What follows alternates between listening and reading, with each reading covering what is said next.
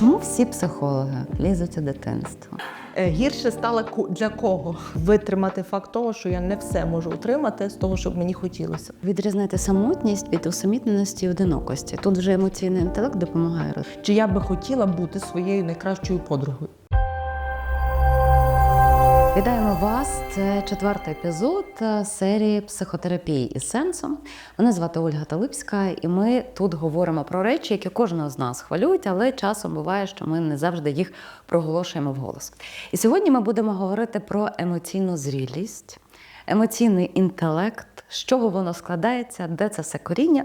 І будемо говорити з Оленою Дерень, психологиною-консультанткою в когнітивно-поведінковому, арт-терапевтичному, гештальт-терапевтичному напрямку, а також у напрямку EMDR-терапії. Я вас вітаю. Вітаю.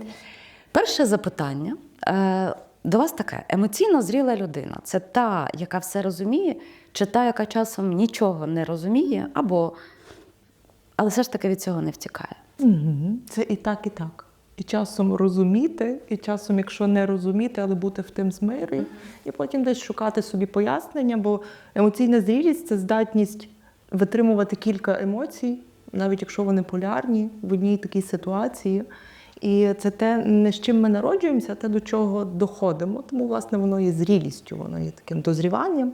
І це теж стосується процесами дозрівання мозку, на це впливає виховання, на це впливає середовище, в якому перебуває людина. І це, як я люблю казати, це не дар Божий, це навики. Це те, що можна здобути і в процесі життя, в процесі терапії, зокрема. І в стосунку. Бо, власне, що емоційна зрілість, так само, як і незрілість, вона проявляється в стосунку. З іншими людьми? З іншими людьми, так. Наскільки я розумію? І в стосунку з собою теж. Тобто це завжди таке буде питання стосунку. А от, до речі, стосунок з самим собою. Як можна зрозуміти, що я емоційно зріла людина? Це, знову ж таки, коли я можу помічати свої різні стани і так якось їх обдумувати, рефлексувати і тоді обирати найоптимальнішу дію, рішення або шлях, якщо це якась, наприклад, є проблема або навіть внутрішній конфлікт. Це здатність так бачити широко і іноді з двох полюсів. Бо емоційна зрілість – це, власне, розуміння того, що немає нічого раз і назавжди, немає нічого абсолютного, немає нічого такого, що не може змінитися в якийсь час. І тоді прийняття оцієї змінності, непостійності, навіть своїх таких коливань, і в тих коливаннях здатність повернутися в стійкість, в таку більш стійку позицію, я би це так називала, власне, ознакою зрілості. А емоційна зрілість, вона може мати якусь певну свою динаміку, такий відкат? Бо ми ж теж знаходимося в різних станах, в якому умовно адекватний стан, я адекватно розумію, що відбувається, а буває стан неадекватний, і тоді моя зрілість, на зміну ній приходить дитяча незрілість. Так. Це теж може бути? Це теж може бути, бо це не є залізобетонна конструкція, яку один раз ми зробили цю зрілість, і вона так тримається. Ні, це завжди буде динамічний процес.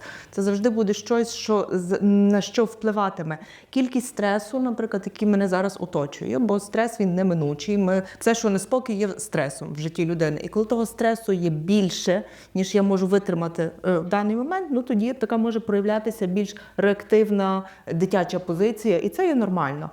Потім наступний момент – елементарно голод, втома, біль.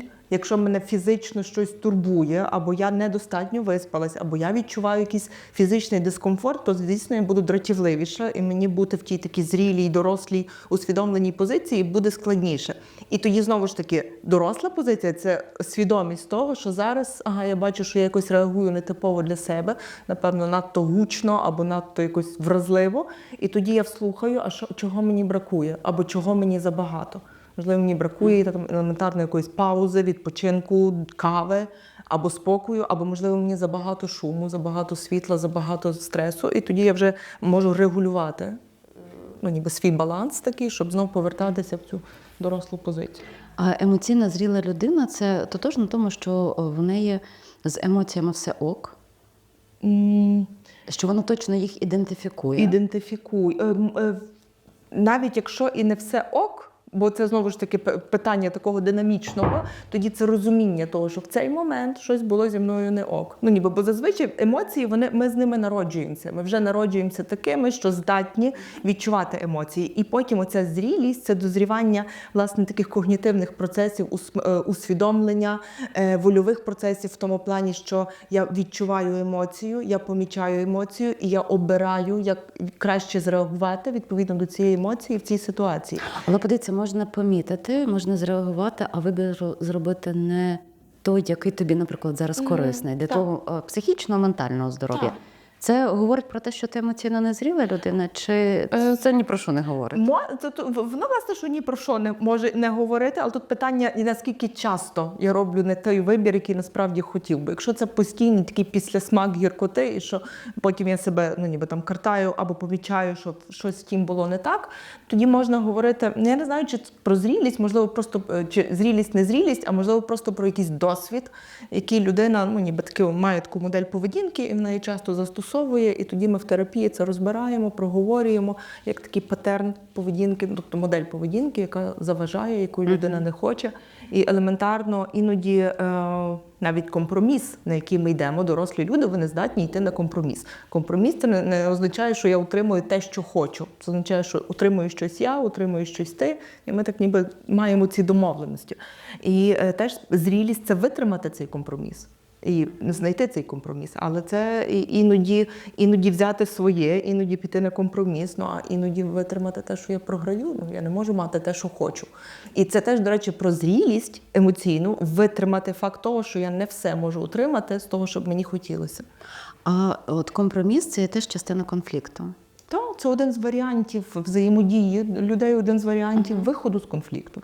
А окрім того, що людина зважується обрати компроміс, емоційно зріла в конфлікті, як вона ще може проявлятися, як можна її ідентифікувати? Вона може сама перша почати конфлікт, вона може його припинити. Тут всі варіанти, які ви перелічите. Вона може почати конфлікт, вона може витримати конфлікт, вона може запропонувати компроміс, вона може прийняти факт того, що окей, я не права, чую, ніби я почала цей конфлікт, але так чую тебе, здатна почути співрозмовника і визнати, що ніби зараз я не права, і мені з тим окей. Або дотиснути свою лінію, коли я знаю, що ніби правда на моїй стороні. А тоді емоційно зріла людина, дивлячись від контексту, коли обирає ці різні стратегії, вона опирається на свої потреби чи на потреби, наприклад, я не знаю, групи, компанії?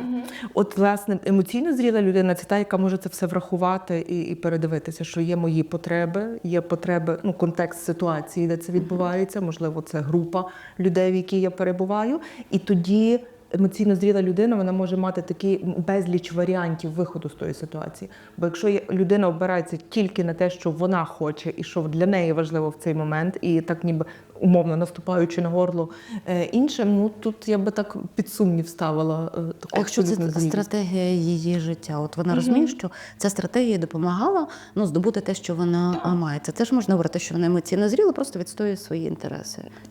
Тут знову ж таки все залежить, бо ми так говоримо про якийсь гіпотетичний варіант. Якщо це єдина стратегія, от тоді я би знову ж таки ставила під сумнів зрілість. Бо емоційно зріла людина – це та, яка має безліч стратегій.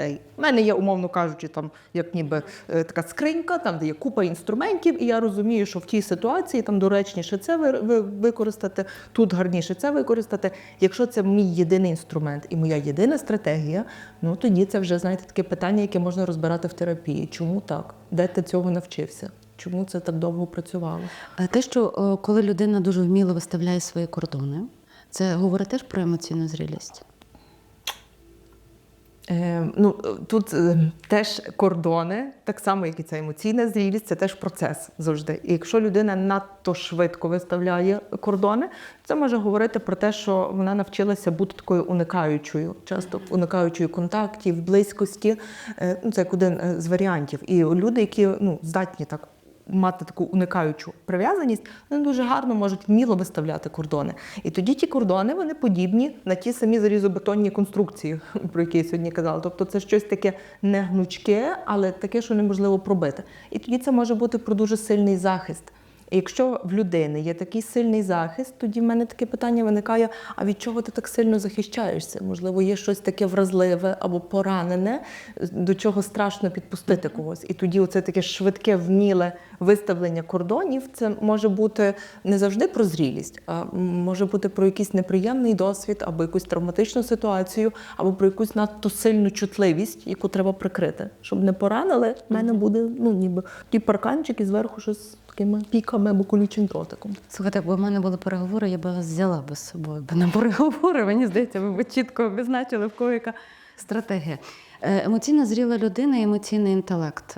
Це в одній групі одне одного доповнює чи трішки в полярності? Вони йдуть за руці. Вони йдуть за ручки, фактично. Бо це теж і те, це є група навиків, фактично. Тобто я так, коли працюю з клієнтами, і є запит, власне, на розвиток. Емоційний інтелект, ми теж говоримо, що це називається ще гарним словом софт-скіли, тобто таке щось м'якість, комунікативність, контактність, і емоційна зрілість – це теж здатність витримувати себе в різних станах, в різних емоціях, підбирати ті стратегії. Тому це є дуже схожі поняття. І, можливо, теоретики, які більше це відрізняють, можуть більше нюансів пояснити.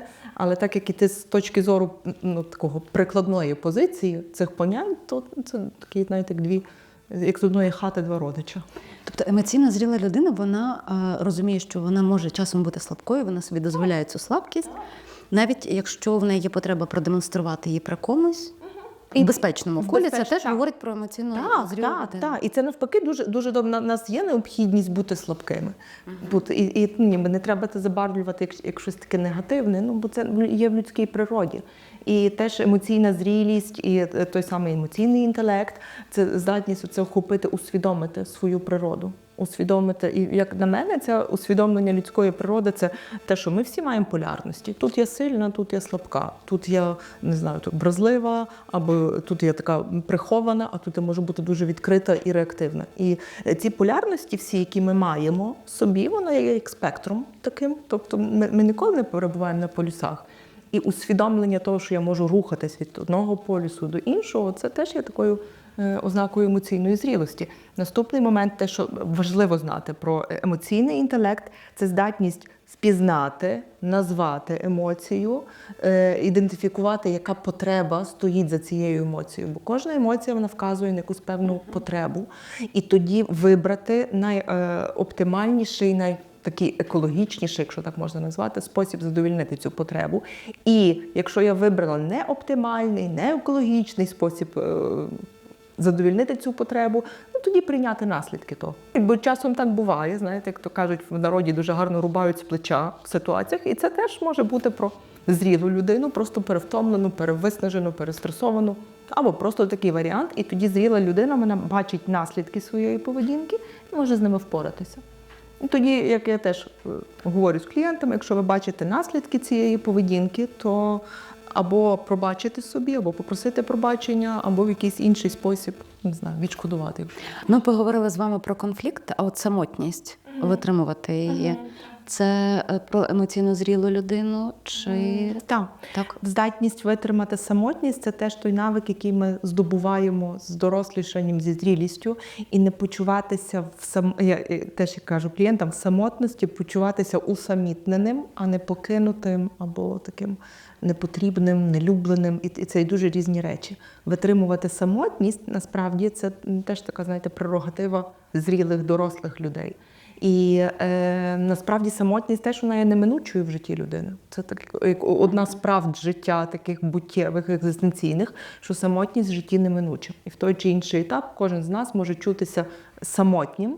І навіть якщо ця самотність засмучує, то здатність витримати її, а не так ніби витримати, прожити, не втікати від неї, не припудрювати її якимись втішаннями непотрібними, а просто витримати як частину життя людини. Оце, власне, є про таку стійкість і зрілість. І показником може бути.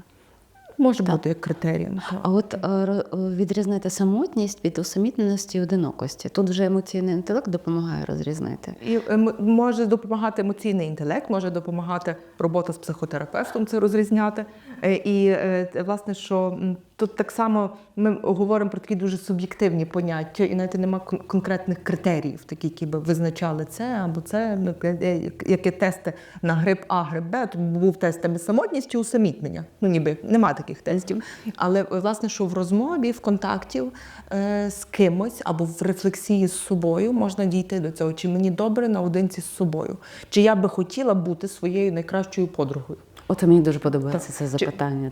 Так. Чи я би себе обрала як не знаю, там єдину супутницю свого життя надалі. І до цього можна прийти. Мати інтерес до себе, до свого внутрішнього світу, і тоді не розраховувати на когось. Може, то зараз дуже гучно звучить і так драматично це не розраховувати, але так я це підкреслю. До когось, хто мене заспокоїть, або хто зробить мене щасливим чи щасливою. Бо оце очікування, що хтось завдасть мені добра і принесе щастя в моє життя, ну це теж така не є доросла позиція. Це по принципу, знаєте, що вже не сподіваєшся на принца на білому коні, але прислухаєшся до стукоту копит. Так, якщо він буде, це дуже класно буде, але якщо не буде, тоді ніби, власне, що творити те життя, яке може бути щасливим, навіть якщо доводиться залишатись наодинці з собою. Людина така соціальна істота, ми прагнемо контакту, і ми створені для того, щоб бути в стосунках, але ніби оцей світ стосунків людських, він дуже складним є. І не завжди в стосунках добре, і не завжди стосунок можливий. Але оцей стосунок з собою – це великий ґрунт, така основа, на якій ми можемо триматися, і це стосунок з собою – це те, що можна розвивати.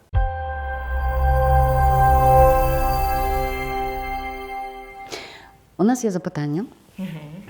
Вони теж стосуються якраз і емоційного інтелекту, і емоційної зрілості, і можуть виходити за межі, можуть говорити навіть про вашу роботу психолога. Я пропоную, що ми по черзі тягнемо. Добре. Я зачитуватиму. Добре. А ви давайте на говорити. іспиті? Так, практично. Чи може бути зрілою людина, яка знаходиться у співзалежних стосунках? Людина, яка є у співзалежних стосунках і не усвідомлює цього, або усвідомлює і ніби займає таку позицію рятівника, але не себе, а стосунків і іншої людини, можливо, має якісь справді труднощі з такою дорослою позицією. А якщо, наприклад, людина у співзалежних стосунках, вона усвідомлює це, але вона розуміє, що вона закриває якусь певну потребу. Вона готова, скажімо, пожертвувати певними критеріями, але це її свідомий вибір, вона розуміє, що їй це ок. Це про емоційно зрілу людину. Бо можна припустити, що так. Якщо я розумію, яку ціну я плачу в цих стосунках, перебуваючи в цих стосунках, і ця ціна мені посильна, вона мені підходить, я отримую те, що хочу. І якщо це не є надто деструктивним для мене, я усвідомлюю так само це, тоді ми можемо гіпотетично стверджувати, що ця людина може бути доволі зрілою. Дякую. Так, наступне запитання. Чи може емоційно зріла людина жити без партнера і не відчувати себе недосконалою? Десь повторення того, що ми задавали. Так, це власне, що це так воно такий варіант дуже є окей, дуже є здоровим. Бо фактично, навіть коли ми маємо партнера і маємо сім'ю, ми маємо розуміти, що це не є чимось таким, що раз і назавжди. Тобто, до чого я веду? Може, таки гірку правду говорю, але оце прийняття того, що ми можемо в силу різних обставин втратити сім'ю, втратити партнера, втратити щось, що є цінним і важливим для нас, і тим не менше можна продовжувати жити змістовне, гарне життя. І, власне, це емоційна зрілість, така це є прийняття того. Гіпотетично. Це не означає, що я маю наперед оплакувати втрату. Тобто це говорить про те, що людина себе відчуває ціннісною для себе сама. Про самоцінність. Абсолютно. І, власне, що воно є. І ту самоцінність – це є те, що вас ніхто ніколи не забере. Тобто інших людей ми можемо втрачати по дорозі життя, це правда. Інші речі, статуси, роботи, абсолютно все ми можемо втратити, але оця своя цінність, відчуття своєї гідності – це те, що ніхто ніколи нас не може забрати. Тому це те, куди треба інвестувати. Сили, час, не знаю, гроші, ресурси, власне, відчуття своєї цінності. Яке одне запитання варто час від часу ставити самому собі, щоб перевірити, чи рухаєшся ти у напрямку емоційної зрілості? Є таке контрольне запитання, контрольний вистріл? Таке з заскоком питання. Я можу не знати тільки свою суб'єктивну думку, я не знаю абсолютно правильного такого запитання, але періодично собі ставити запитання, як, ну, навіть протягом дня кілька разів, що як мені є зараз, це не одне питання, їх буде кілька, що я зараз почуваю і відчуваю, чого я зараз потребую, і що я зараз намірений насправді робити, і чи нема великого контрасту між тим, що я потребую, і що я маю намір робити. Тобто це є питання, яке такий ряд запитань, таких 3 ключових, що я відчуваю. Відчуваю це навіть вміти відчути тілесні реакції, бо всі емоції народжуються з тілесних реакцій. Послухати своє тіло, потім що моє тіло говорить про мої почуття, емоції, які мене наповнюють, і наступне, як це вказує на мою потребу. Що я зараз хочу, чого я зараз потребую, це вслухатися в себе. І тоді навіть так помічати різноманіття цих відповідей, приймати різноманіття цих відповідей без оцінки і без якогось такого глибокого самоаналізу, бо не все це треба. Просто приймати, помічати. І це, власне, є такою доріжкою до емоційної зрілості, щоб приймати себе в різних станах з різними потребами. А це мені схоже дуже на заземлення таке. Ми заземлились, передихнули, оцінили ситуацію і пішли далі. Так, так. І це, до речі, дуже-дуже потужний навик. Він такий простий, що не раз люди аж до абсурду. Це так просто зупинитися на хвильку, послухати своє тіло, зробити кілька усвідомлених вдохів-видохів. І знаєш, так ніби це так просто, то хіба воно може спрацювати? Ну, це, напевно, я це проігнорую. Але, власне, що в простоті і є дуже потужна ефективність. Бо це вміння зупинись, подихай, подивись довкола, іди далі. Таких робити кілька пауз в день, це дуже вчить нас витримувати такі наші. Якби наша психіка мала м'язи, то це би була одна з таких дуже крутих вправ накачати оці такі м'язи психіки. Мені ще здається, що в теперішньому часі, коли ми в постійному стресі, воно ще теж допомагає. Тобто це такий тренаж, який в будь-якому випадку треба собі проводити. Так, ще запитання. Запитання з мережі. Як ви думаєте, фраза «ти зі своїм психологом тільки гірше стало» явно каже, що психолог хороший і треба продовжувати?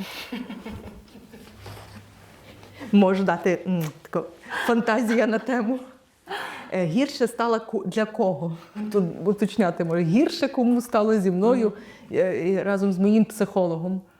Бо часом так буває, що людина, яка пішла, звернулася до психолога, починає знати, що в мене є якісь кордони, а в мене є якісь мої потреби, а в мене є якісь мої здатність відстоювати і право мати задоволені свої потреби, і перестає поводитися так, як вона поводилася раніше. Ну і, звісно, тим, хто є поряд, це не подобається. Ти став гірший або гіршою, якимось таким різким, хамуватим, ніби не таким я тебе бачив, і то все той психолог, звісно, винен. Ніби не те все, що з тобою до того було, а це ніби вина психолога. Фактично це якби є ознакою того, що людина може вчитися відчувати себе по-новому, відчувати свої кордони по-новому і їх вчитися ставити. І часом дійсно люди, які тільки приходять в терапію, приходять до психологів, вони дуже є такими різкими, виставлені, свої просто відрубують. І це нормально, бо якщо я був на полюсі, там, де мої кордони протоптували, з ними ніхто не рахувався, ніби то, щоб відчути, як воно, я мушу перекотитися на той інший полюс, десь трошки різкіше відповідати, бути більш агресивним, але воно з часом теж вирівнюється, воно збалансовується. Тому на початках дійсно така може бути реакція, і якщо продовжувати роботу і ніби так впрацьовуватися в тім, то кордони стають цим процесом, чимось таким м'якшим. І ще одне запитання. І на цьому блок завершуємо. Які є 3 приховані, неочевидні ознаки емоційної незрілості, які ми часто плутаємо з особливістю характеру або чутливістю? Те, що би я першим назвала, це є нездатність брати відповідальності на себе. Це коли доросла людина завжди каже, що хтось мені наробив, хтось мені винен, хтось мене роздратував, хтось мені наврочив, хтось мені завжди винуватий, хтось мене постійно не влаштовує. Так роблять маленькі діти. І це природньо, бо коли вони є маленькими, вони ще просто не можуть нести цієї відповідальності. Вони ще цього не вміють робити. І їм весь час хтось винен. Табуретка, яка на шляху опинилася, мама, яка не дала того, що нам собі дитина хотіла. І це є нормально, бо діти, вони є маленькими, вони є незрілими.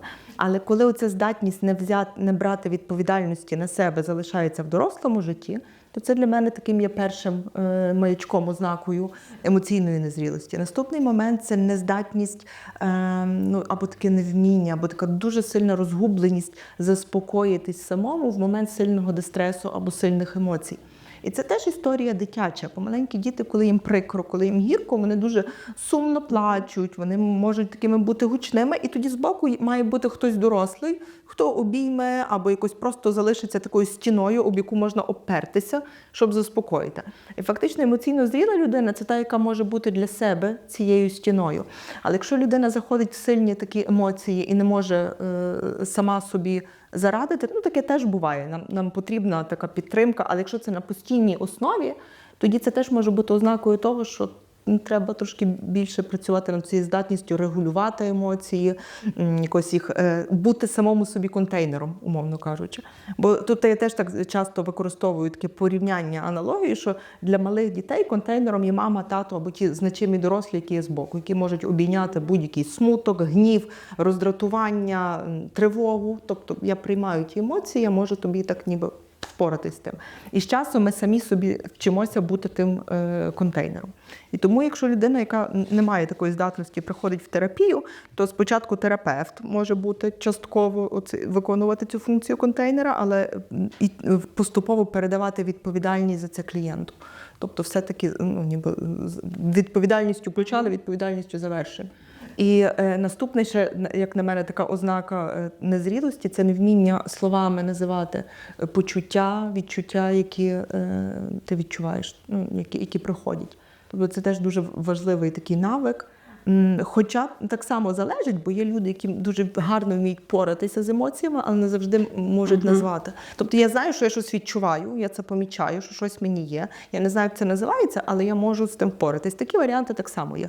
Але все-таки легше і стійкіше є тоді, коли ми знаємо, як це називається, яким словом називається ця емоція. По принципу, як демона назвеш його іменем, він не матиме влади над тобою. Абсолютно, так. Бо названа емоція, вона така є, прожита, наполовину прожита.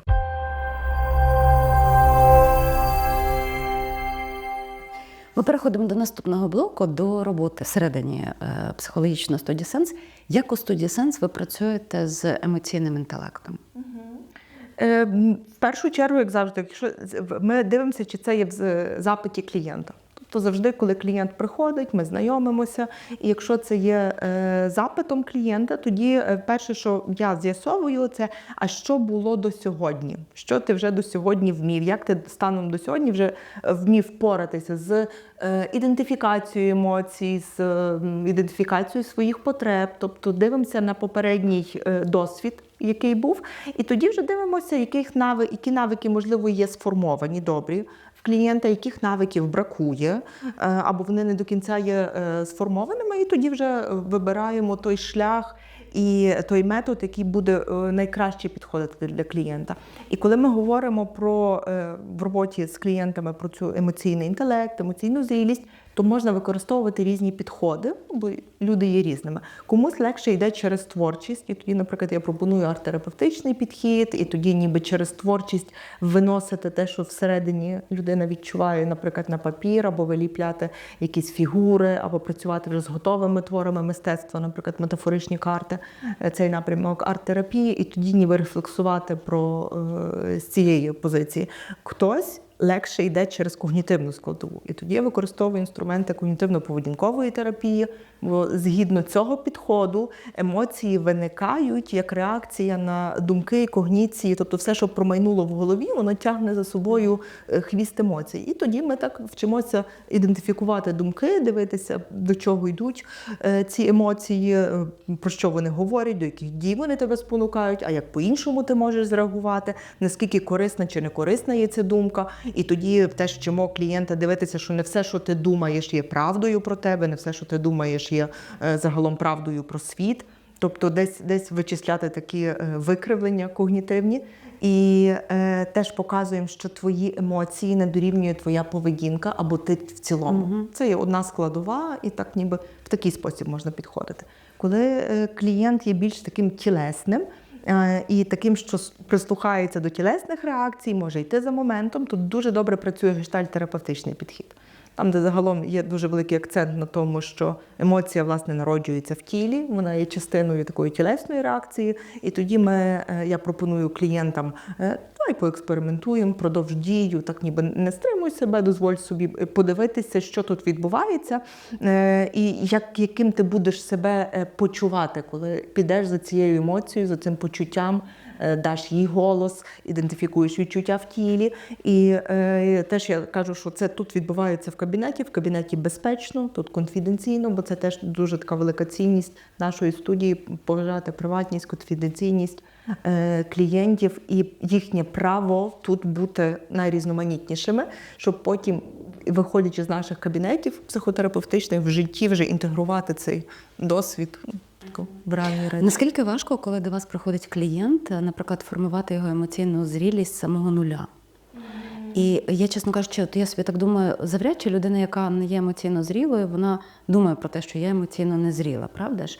І чи ви називаєте, зокрема, от у вас є емоційна незрілість, чи ви уникаєте цей процес? Тут не уникаю, тобто це має прозвучати. На якому з ваших уст чи з уст? Краще, коли це є самовідкриття клієнта. Тобто тут вже така теж є, знаєте, майстерність терапевта не розказувати, все, я бачу, в тебе не емоційна незрілість. Ну ніби, то не буде про стосунок. Я теж можу помилятися, я не маю такого сканера, який там відсканує, де і наскільки воно є незрілим, і як воно, як то яблучко з одної сторони зелене, з іншої червоне, чи як воно відбувається. Ні, воно не так відбувається. Тут є все-таки добре, в першу чергу, що ми робимо, це ми будуємо стосунок з клієнтом, це називається терапевтичний альянс. Тоді, коли є довіра і здатність клієнта почути якусь реальну правду про себе. Бо якщо це відбувається надто швидко і альянс не є міцний, ну, то той клієнт просто він більше, наприклад, не прийде. Або розчарується в собі, або розчарується в терапії як такій. Тому навіть оця здатність вибудувати альянс і витримати його, несвідомо, воно, знаєте, як хвіст комети, воно вже сприяє емоційній зрілості. І тоді поступово ми можемо казати, що так, отут дивися, така твоя реакція була, на що це воно тобі схоже. І там, наприклад, або я можу питати клієнта, на який вік ти себе відчував, коли там так зреагував, або так сказав, і вони кажуть, ну такою маленькою або маленьким почувався. Ну там на 5 років, на 8 років, або як підліток, як коли без підліток, як так реагував. І тоді можна спитати, як ти думаєш про що це? Ну так, якась така незріла реакція. Я розумію, що це дуже індивідуальна історія роботи з кожним клієнтом, але зрештою, можливо, є якийсь такий хрестоматійний, я не знаю, час визначений, що от за цей період варто би вже з людини, яка прийшла в дорослому віці, як клієнт, сформувати емоційно зрілу людину. Там за рік, за 2. Я би так хотіла вам сказати ту рамку, але я не можу. Ну, не можу, бо знову ж таки, кожен випадок теж буде емоційний. Це буде довга історія, насправді. І часом однієї терапії, там, наприклад, однієї сесії в тиждень є недостатньо. І тому дуже буде залежати від того, наскільки клієнт прагне цих змін. Бо терапія – це завжди є зміни, і зміни є через дію, через те, щоб діяти в інший спосіб. І тому клієнти дуже по-різному бувають. Є такі, що вони ну, ніби готові працювати, не бояться, вже подолали страх ризикувати, подолали страх, наприклад, там, пробувати якісь нові моделі поведінки. І це буде одна динаміка роботи. Будуть ті, яким треба більше часу, більше довіри до себе і до світу. Бо такий бекграунд, ну, ніби такий попередній досвід дуже різний є в клієнтів. Бо хто більш зранений, буде такий, наприклад, хто не мав досвіду доброго стосунку, безумовного прийняття, достатніх рамок в дитинстві від батьків, бо це теж вкрай важливо. Якщо клієнт цього не мав, ну, то ця робота, можна припустити, вона буде довшою. Якщо клієнт мав якісь вже попередні опори, вже якийсь, знаєте, такий початковий фундамент, і, наприклад, ця емоційна зрілість – це тільки стіни, які треба добудувати, ну, це буде швидшим процесом. Це буде таким більш... Або, наприклад, зараз клієнт має добрі стосунки і прийняття десь поза терапією. Когось, хто може там допомогти, підказати, вказати. Це буде швидша динаміка.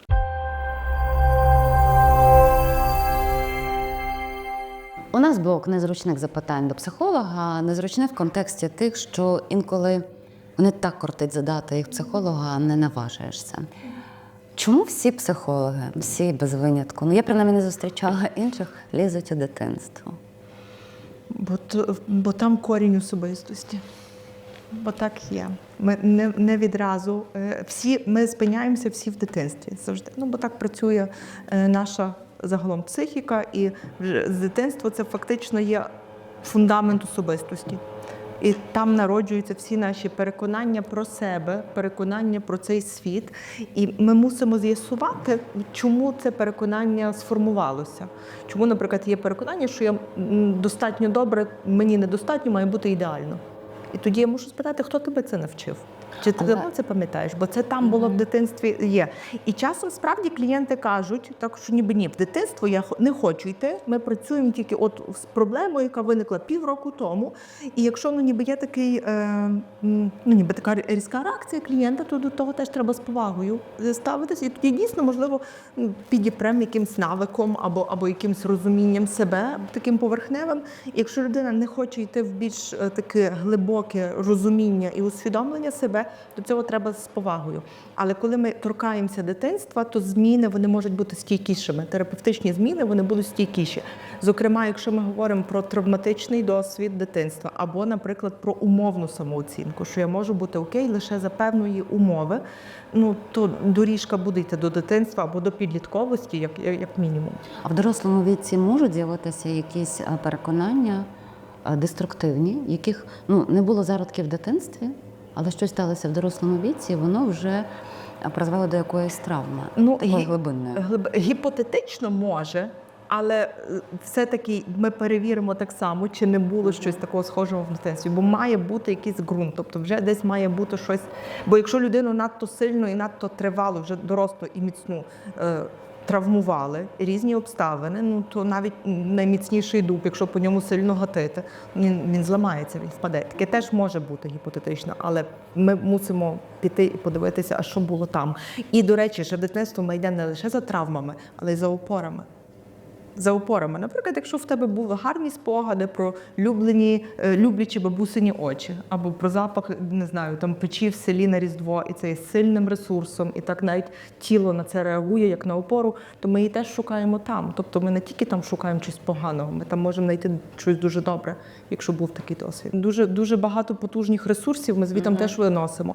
Навіть якщо б людина не дуже хоче згадувати про дитинство, але якийсь такий дріб'язок маленький, там, не знаю, з хлопцями в селі в 5 років ловили риби, самі зробили вудки, поїхали, побили коліна, потім, не знаю, там вечором там баба нас висварила, бо ми довго гуляли, але то такий класний спогад. Яким ти там був? Був щасливим, був вільним. Супер. Давай ми це візьмемо, давай ми це помітимо. Ви ж не один клієнт, правда?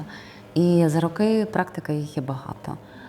Як вмістити в своєму житті, окрім свого життя, ви як психотерапевтка, історії всіх клієнтів? Ви ж пам'ятаєте усі особливості, напевно, дитячих. У вас є якийсь, певно, є архів? Є планшет. Як вмістити в планшеті? Насправді, ніби я нотатки завжди веду, тобто я попереджаю клієнта, що в нашій розмові я веду нотатки кожної сесії, це конфіденційно, воно ніби планшет запаролений, тільки я маю до нього доступ, бо це конфіденційність важливою є. Але насправді, навіть те, що я працюю вже в тій сфері, то в мене є така, напевно, моя якась в структурі особистості специфіка, що я дуже записую історії. І коли людина розказує, я це можу відчувати, переносити, і я пригадую. Тобто, якщо це щось таке ключове і важливе, і навіть клієнт вже там давно пішов і за кілька років повертається, я помічаю, що я пригадую ключові моменти, бо знову ж таки, відповідь на цей альянс, цей стосунок терапевтичний, це теж не аби що. Тому він такий, якби є тим, що як флешка, яка записує ключові моменти історії цієї людини, бо до цієї історії треба з великою повагою, і до структури цієї особистості з великою повагою, і з таким дозволом ми так ніби йдемо. І тому це допомагає записувати, запам'ятовувати ці історії. З моєї такої особистої суб'єктивної вибірки я доволі так часто чула такий момент, що психолог, він не прожив тієї травми, що прожив я, і він мене не зрозуміє. Я розумію, що завряд чи так само, як я проживу свою травму, її відчує інша людина. Так можна партися, що ми взагалі ні до кого не прийдемо. Як тоді бути з цим, щоб людина все-таки зважилася йти до психотерапевта? І чи взагалом психолог і психотерапевт повинні розуміти свого клієнта? Ми не можемо відчути все те, що відчуває клієнт або відчував в момент травми, але іноді смирення того, що так, твоя правда. Я не прожив того досвіду, який прожив ти, але я є тут, щоб бути свідком твоєї історії, щоб бути свідком цього. І давай подивимося, що ми можемо з цим зробити разом. І тому часом навіть оце прийняти цю агресію клієнта на те, що в тебе немає такого досвіду, ти не можеш мені допомогти. Це вже ніби є такий крок назустріч, що ніби в тому стосунку, може дійсно я не знаю того, що прожив ти, але я є тут, щоб бути поряд, і щоб ти зміг подивитися, ну ніби так, бо коли подивитися на що? На свою історію, бо ця історія може дуже боліти, і ти можеш в неї щоразу провалюватись, а я є та людина, яка на березі, і так ніби я страхую, я можу тебе повернути. Ніби я не провалююсь з тобою в твою історію, але я є тут, щоб підстрахувати, повернутися і якось переосмислити і знайти місце тій історії в твоєму життєвому досвіді. Бо навіть якщо це є травматична історія, наша мета не забути цього, не викреслити це, не припудрити це чимось позитивним. Знаєте, бо є така історія, що все, що зі мною стається, то все на краще, зі всього треба виносити уроки. І тут правда в тім, що ні, не зі всього треба виносити уроки, але всьому треба знайти місце в своєму житті, в своїй особистості. Стать психолога. Я свого часу, це мій такий особистий досвід, зустрілася з тим, що мені психолог вказали на те, що якщо я хочу пропрацювати там питання з мамою, то мені обов'язково потрібно звертатися до психолога жінки. Наскільки стать визначає проблематику, з якою я готова йти в психотерапію? Я не знаю, чи є якісь такі, аж знаєте, закономірності безпосередні, бо я ніде не зустрічала підтвердження, що ніби так, якщо історія з мамою, то тільки до жінки, якщо там історія з татом, то тільки до чоловіка. Немає як такої закономірності, але це може бути особисте питання комфорту клієнта. Бо є клієнти, які мають певні критерії до терапевта, що це має бути хтось не менше, ніж такого віку, навіть не питання досвіду, питання просто віку, там з певними критеріями, з певними фотографіями. Може бути хтось, наприклад, я хочу терапевта, який не робив ніяких там пластик, втручань косметологічних. Таке буває? Буває, я чула таку історію, бо ніби якщо терапевт має якісь, я не знаю, пластику на обличчі, наприклад, то він, напевно, не може себе прийняти таким, який він є, то чим він мені поможе себе прийняти? Я такі історії теж чула, ніби в такому випадку. Тобто, але це вже є така індивідуальна вимога клієнта або очікування клієнта до терапевта. І, як на мене, воно можна це враховувати, але я б аж так сильно за цим не йшла. Це так само, знаєте, як аналогію провести, онколог, щоб лікувати онкологію раків, він не мусить сам долати цього. Може бути дуже фаховим і дуже хорошим лікарем, не маючи історії подолання своєї онкології. Так само і тут. Коли ви самі вперше зрозуміли, що ви наближаєтесь, або, можливо, вже стали емоційно зрілою людиною? Або відчули емоційну незрілість? Маєте на увазі за останній тиждень? Чи у вас такий? Ні, давайте, напевно, таку життєву вашу історію. Для мене дуже таким показовим, власне, був момент, коли з'явилася моя дитина. І коли ніби я зрозуміла, як це витримувати емоції іншої людини, яка без мене не впорається. І коли я зрозуміла, що отут я пораюсь, іноді я не поралася, іноді я і зараз з тим не пораюсь, але я дуже швидко можу навчитись повернути себе в той стан рівноваги. Тому, напевно, тоді, коли я усвідомила, що бути не окей – це теж окей, і це теж є такий варіант роботи, тоді я і зрозуміла, що я десь так наближаюсь до тої зрілості. Чому я кажу, що наближаюсь? Бо, як я вже казала, це не є щось абсолютне, і це дуже спокійно бути з тим, що воно може бути по-різному. І якщо так брати часові рамки, то я думаю, що це було десь після 25 років. Напевно, до того в мене ще був такий період знайомства з собою, знайомства з тим світом, ніби десь таке усвідомлення. Тому вже в такому віці я зрозуміла, що я щось можу витримувати. То класно. Емоція, яку вам, наприклад, у теперішній період життя найважче витримувати? Найважче витримувати? Мене з моєї історії мені найскладніше було зі злістю, бо вона в мене десь там дуже така табуйована, подавлена. А злість – це дуже гарний драйвер по житті. Тобто злість на багато речей вказує, і тому я не знаю, чи витримувати, чи, можливо, в моєму випадку навпаки десь її давати право їй бути. Бо це теж такий варіант, така історія. І це та емоція, з якою я так досі вчуся дружити. А як ви зараз проявляєте свою злість, так вдосліджуючи її, наскільки я розумію, бо різні виклики життя, але при тому, щоб не травмувати себе, чи без цього не обходиться? Ну, тут таке, як, знаєте, як дивитися травмувати. Якщо я, наприклад, десь вдарюся і в мене буде синець, ну я це можу витримати. Це приблизно в мене так з такою злістю. Тобто перелому не буде, але десь синець буде. Що я вчуся? Я вчуся прислухатися до свого тіла, бо я знаю такі специфічні реакції свого тіла, коли я починаю злитися. А я така, я спізнала, оце так от. Оця реакція, вона каже, що я дратуюся, бо роздратування – це перша нота злості. І тоді я дивлюся, а на що я дратуюся? Я вже починаю собі ставити питання, дивитися, що відбувається довкола, і тоді вже вибирати, як я можу відреагувати. І мені дуже легко зараз про це вам говорити, бо я така спокійна тут сижу навпроти вас в кріслі, можу так це розказувати, а в житті воно по-різному було. Знову оцей такий десь стигматизація. А коли ти ж психолог, ти маєш бути психологом усюди в різних життєвих ситуаціях. Оце такі стигми, які якщо ви зустрічаєте в житті, вони викликають у вас злість? Ні, я вже дуже в мирі з тим. Тобто раніше воно дратувало, тепер, я ж психолог. Але і все одно, тобто я це не дуже на себе міряю, і навіть вже рідше я це зустрічаю, бо часом навіть як я приходила десь в нову компанію, або десь на якісь забави, і коли чули, що я психолог, то одразу думали, що зараз будеш наші портрети малювати психологічні, або там ще щось, або десь вникнення, або навпаки, розпитування. От в мене там така ситуація з мамою, з татом, з чоловіком. Тобто тепер я вже такого не зустрічаю, що я можу бути Оленою десь на якихось гостинах і не бути психологом за межами свого кабінету. І це, до речі, теж дуже гарний навик такої гігієни роботи, виходити з робочого місця і залишати свою персону, маску психолога таку тут. Це не маска, за яку я ховаюся, це просто скоріше костюм робочий. Як лікарі, які мають білі халати. Ми не маємо білих халатів, але метафорично ми ніби залишаємо якусь свою таку робочу роль тут і далі йдемо жити життя. От щодо злості, яку би ви пораду дали собі 10-річній дівчинці? Як почати проявляти, знайомитися з цією емоцією? Я би сказала, що тій 10-річній собі, що то, знаєш, то є не страшно.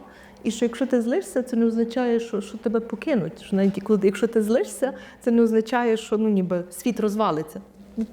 Твоя злість не здатна розвалити світ. Просто тобі здатна вказати, що чого тобі бракує. Ніби так я би казала, що не бійся познайомитися. А ви часто своєї внутрішньої дитини спілкуєте? Так, то таке дуже файне дитя, таке дуже спокійне, творче. Я дуже люблю ту свою частинку. І це напевно, так я кожен день починаю з тим, щоб подивитися, а що то дитя хоче сьогодні, ким воно є зараз.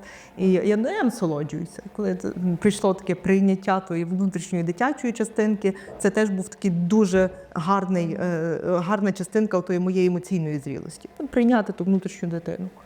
То є ядро нашої особистості, з тим з дуже великою любов'ю до того треба. Який комплімент щодо вашої людяності, вашої професійності вам найбільший був, чи до речі, чи вам він дав якогось ресурсу внутрішнього? Тут так складно. Напевно, найбільший комплімент є тоді, коли я чую в словах клієнта, що йому було б безпечно бути якимось таким новим для себе біля мене. Це, напевно, найбільше є таке про безпеку, про те, що це є про те, що я і залишаюсь на березі, я не провалююся в історію клієнта, але людина має ту безпеку біля мене. Дякую вам. Дякуємо, що були з нами. Підписуйтеся. Для нас це дуже важливо, аби ми розвивалися. Ми сьогодні говорили про емоційну зрілість, про емоційний інтелект. Я дуже дякую, що Олена Дерень, психолог-консультантка в когнітивно-поведінковому, арт-терапевтичному, гештальт-терапевтичному напрямку, а також у напрямку EMDR, терапія, була хорошим провідником. Мені здається, що всі ми сьогодні трішечки не так точно дозріли емоційно. Дякую вам. Дякую вам, Олю, за цю розмову.